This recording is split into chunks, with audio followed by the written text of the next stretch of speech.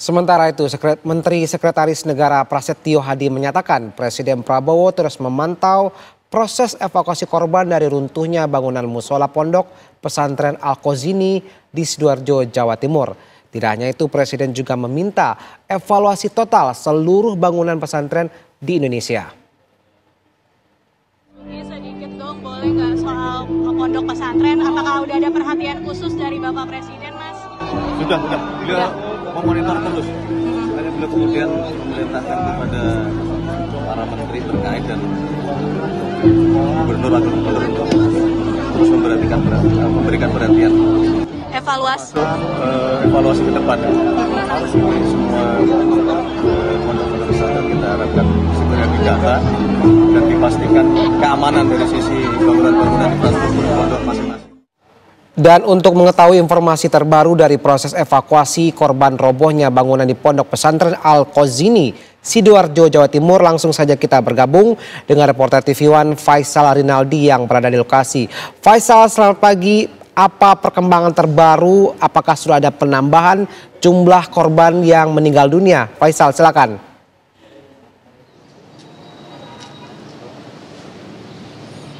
Ya, selamat pagi Riki dan juga pemirsa. Untuk update terbaru di hari ke-8 proses evakuasi korban yang tertimbun dari bangunan musola yang roboh di Pondok Pesantren Al-Qazini, Sidoarjo, Jawa Timur. Kami mendapatkan informasi, Riki, di hari ke-8 tadi baru saja ditemukan satu jenazah lagi di reruntuhan lokasi kejadian yang memang saat ini sudah dibawa ke Rumah Sakit Bayangkara Polda Jawa Timur yang berada di Surabaya untuk segera diidentifikasi.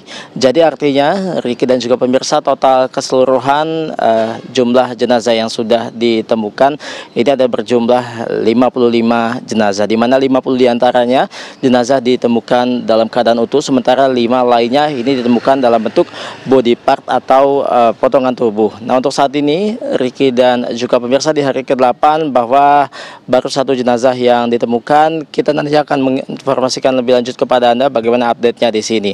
Sementara itu, Riki dan juga pemirsa, dapat kami informasikan pula bahwa untuk fokusnya di hari ke-8 hari ini lagi-lagi sama seperti hari kemarin, yakni pembersihan di area lokasi kejadian atau pembersihan reruntuhan bangunan yang ambruk ini, di mana untuk progresnya, Riki, bahwa sampai dengan kemarin di hari ke-7 semalam kami mendapatkan informasi dari BNPB bahwa dikatakan untuk progresnya sudah mencapai sekitar lebih dari 70%.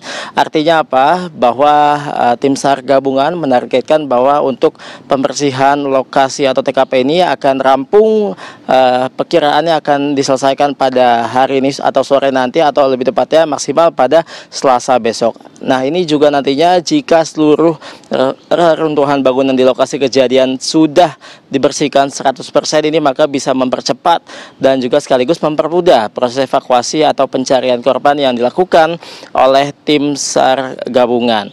Data terakhir yang kami dapatkan tadi, terakhir kami melihat di posko BNPB bahwa masih ada sekitar 13 orang lagi yang hingga saat ini masih hilang dan juga belum ditemukan. Ini yang tentunya masih terus dicari atau dilakukan proses pencarian oleh tim SAR gabungan secara terus-menerus, mengingat untuk proses evakuasi ini, Riki, dilakukan selama 24 jam tanpa henti. Artinya apa? Tim SAR gabungan ini memang terus mengusahakan untuk segera menemukan korban-korban yang hingga saat ini masih belum ditemukan.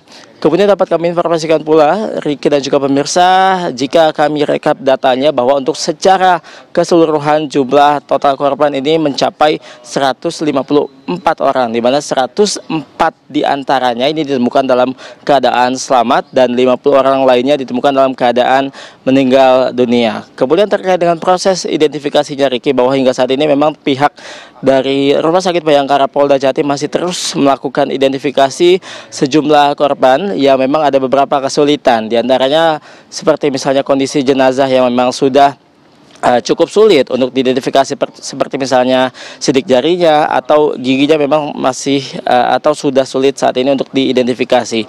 Kemudian memang dihimbau untuk para keluarga yang memang saat ini masih merasa kehilangan anggota keluarganya atau anaknya untuk memang bisa memberikan data selengkap mungkin ke pihak atau ke tim Bitokes DVI Polda Jawa Timur, seperti misalnya data untuk dijadikan data antemortem, seperti misalnya data pribadi dari anak, kemudian barang pribadi dari anaknya untuk bisa nantinya dicocokkan dengan data yang ditemukan atau data postmortem yang ditemukan oleh tim DVI dari Polda Jawa Timur. Kemudian dapat kami informasikan pula, Riki dan juga pemirsa, kemarin tepatnya di hari ke-7, Wakil Gubernur dari Jawa Timur, Emil Dardak, juga mengunjungi lokasi ini untuk meninjau secara langsung dan juga memonitor secara langsung proses evakuasi di lokasi kejadian. Nantinya kami akan mengupdate lebih lanjut kepada Anda, Riki dan juga pemirsa, terkait dengan proses evakuasi atau lebih tepatnya di hari ke-8 hari ini. Baik Faisal, terima kasih atas laporan Anda langsung dari Sidoarjo, Jawa Timur. Selamat kembali bertugas.